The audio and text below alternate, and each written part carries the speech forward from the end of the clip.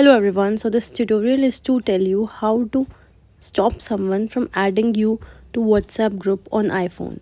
So iPhone users, if someone is adding you without your knowledge in any group, then let's stop it. Okay, so what you have to do is on your WhatsApp and then go to the settings.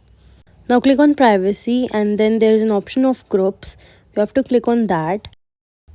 Now if you want everyone to add you in any group, then click on everyone. The green mark will come there.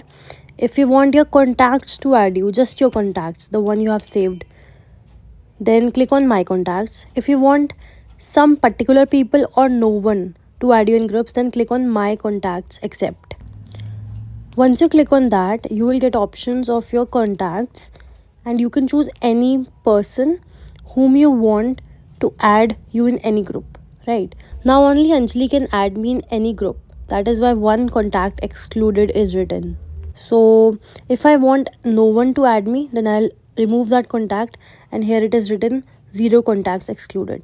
That's it. That's how it is done. Very simple, very easy, and it can help you to avoid people adding you to random groups, and your WhatsApp storage etc will be free from it. So yeah, that's it. Thank you so much for watching.